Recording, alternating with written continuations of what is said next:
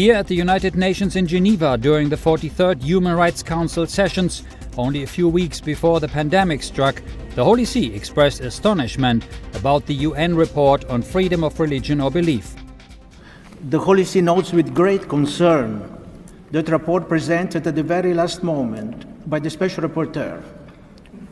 Particularly unacceptable and offensive are the numerous references that recommend that freedom of religion, belief, and conscientious objection must be surrendered for the promotion of so-called human rights, which certainly do not enjoy consensus, a sort of ideological colonization on the part of some states and international institutions.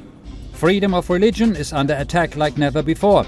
Even though the United Nations participates and organizes many conferences and sessions involving religious leaders, the underlying agenda by some groups within the UN is to blame religions for standing in the way of advancements of secular concepts and worldviews. And this is what exactly the Holy See does not accept, that the society should be customized, or how to say, ordained, or to say foreseen, or tailored according to certain priorities of the United Nations. My delegation laments that the report seems to focus less on the protection of men and women and of any faith and personal belief that are persecuted and discriminated against, and more on pushing a vision of human society that is not shared by all and does not reflect the social, cultural, and religious reality of many peoples.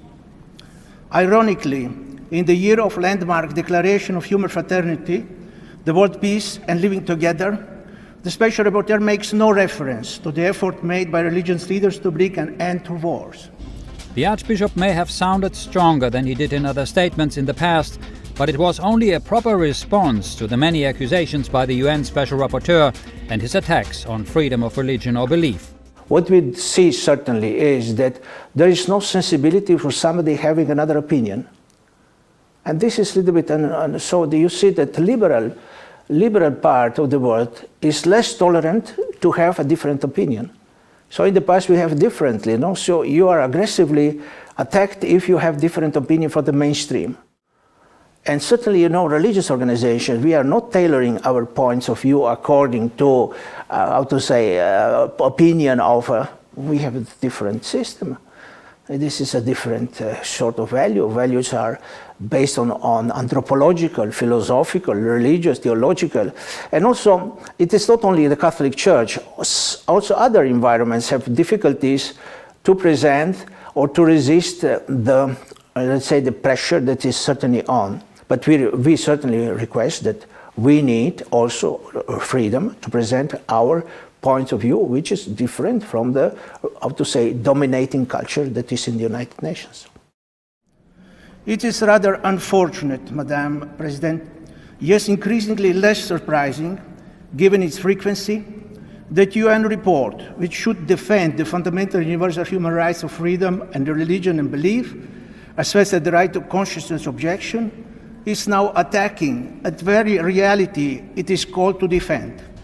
The question remains why the very same United Nations who signed and sealed in 1948 the Declaration of Human Rights, 72 years later, seem to forget Article 18 of their own declaration.